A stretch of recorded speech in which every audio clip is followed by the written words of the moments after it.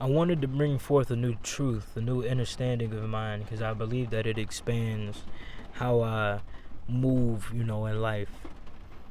So I used to be one of them folks that really champion. It's still very true. It's all truths are truths when rightly understood.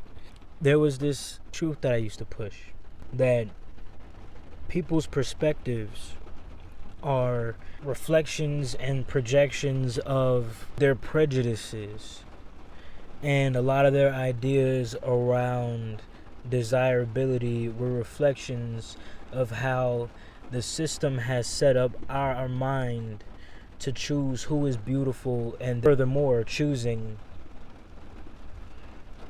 who's worthy of things like life, love, community, empathy. How desirability works. If you ain't a white male or somebody who can be held in proximity to a white male, you weren't beautiful.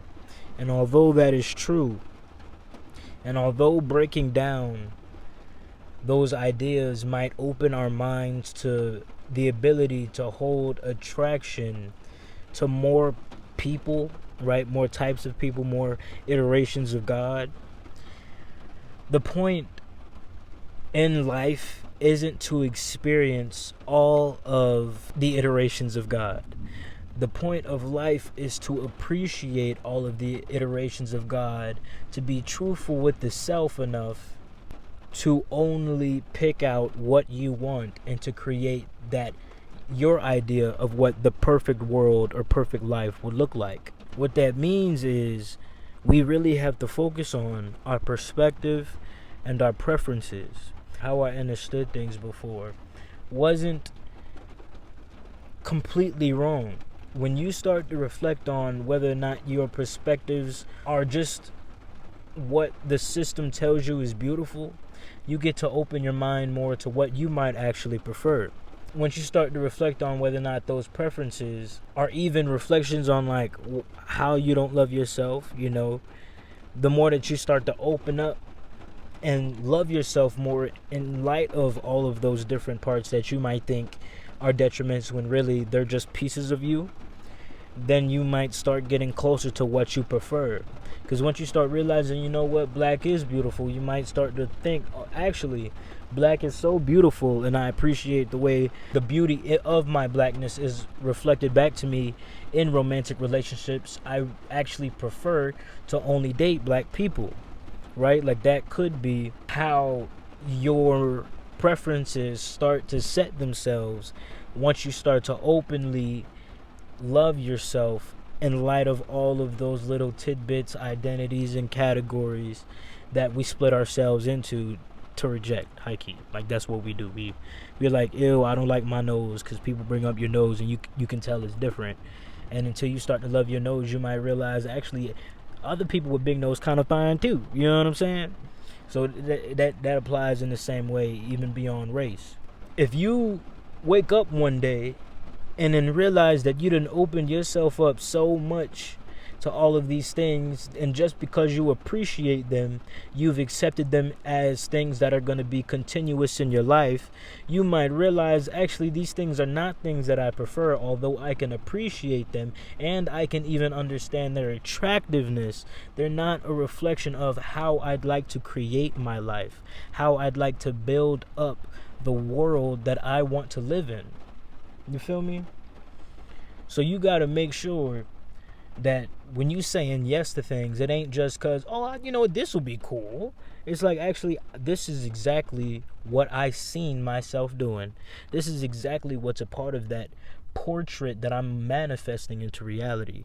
And yes, there might be things that you step into in the meantime, but I do not encourage allowing the way that you dictate what truly is something for you and something that isn't for you to always be a compromise, because you don't want to get so stuck into something that is a distortion of what you want, that it's perfectly, how do I say, comfortable or acceptable enough that you allow it to continue even though it's not actually what you want. Because a lot of people just settle because it's what's comfortable, it's good enough, and they'd have to redo all that work they just did to get what they actually want.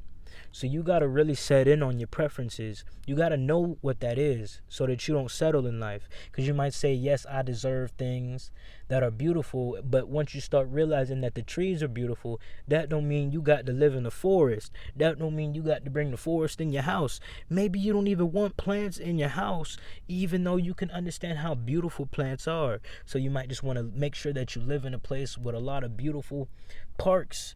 You know what I'm saying? Maybe you don't want pets, even though you love animals, even though you love dogs, you love cats. Maybe you ain't supposed to have pets. Maybe you should, but not right now.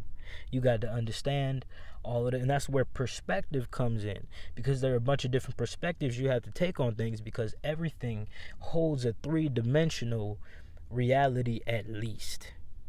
Now, when you get into them fourth and fifth dimensions, that's a whole nother level of consideration that you might elevate to. But as a regular schmegular person, all you got to make sure of is them three dimensions that are real, because it's in front of your face.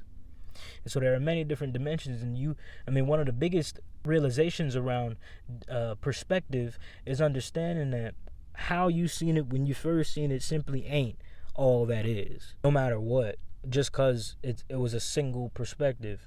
You ain't seen the backside of that person if the first time you seen them was them looking at you, and just because they turn around don't mean you didn't see in every dimension, because dimension really is based on perspective anyways. The shape is still the same regardless. But once you start to understand the different perspectives of what you include in your life, that allows you to understand that your dream is also a three-dimensional complete perspective of your preferences. Because once you realize, you know what, I love dogs, for instance, I love dogs, but I don't live the type of lifestyle, and I don't prefer to have to morph my life into something that and considers what a healthy dog's life looks like. Maybe having a dog isn't the best thing for me, but maybe me having a side hustle of walking dogs whenever I want to is good enough interaction with dogs for me. Or maybe I love animals, but I'm not in the right space in my life right now to have pets, so I'll just make sure that volunteer at the pound.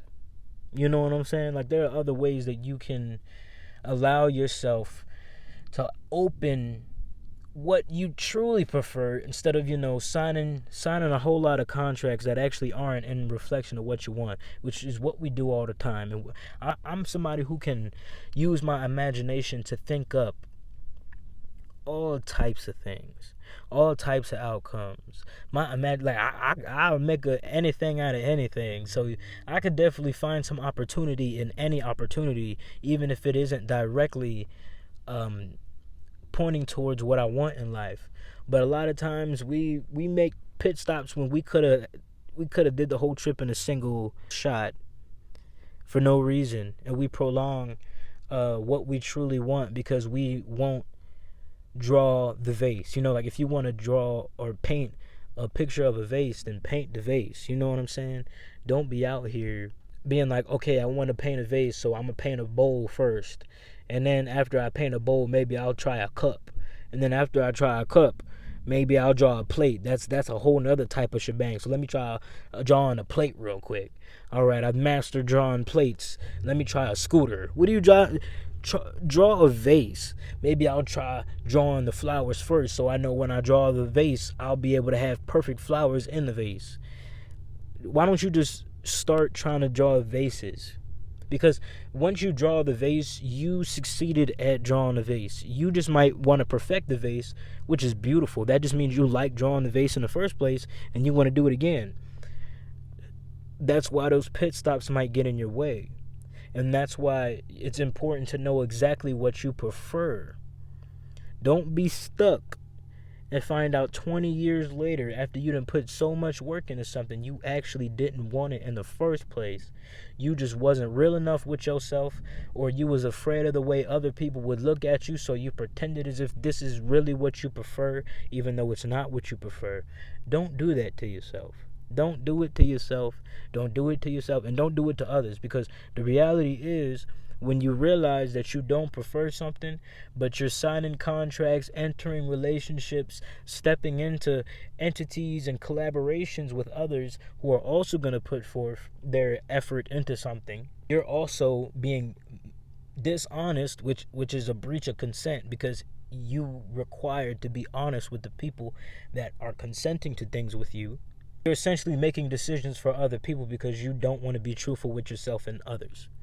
That's the huge part about it. Now, I'm not saying, oh, the world is on your shoulders, even though it kind of is, It's more like there's so much value and there's so much weighing on how much you are in touch with your preferences, because you have to be in touch with who you are.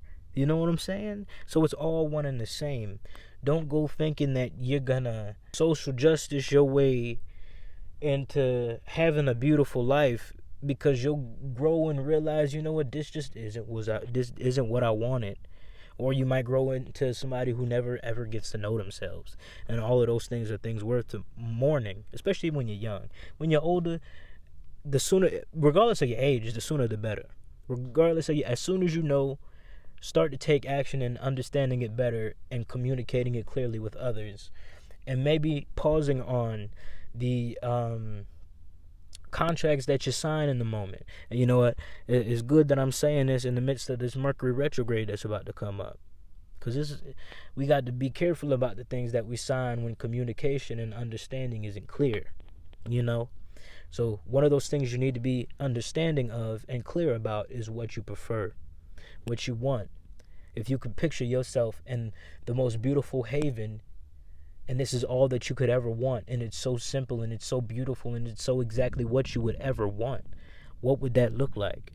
Once you see that, regardless of what steps you're in, you can either interrogate it to make sure it genuinely is what you want, or you can start implementing those things and taking out those things that you actually don't prefer.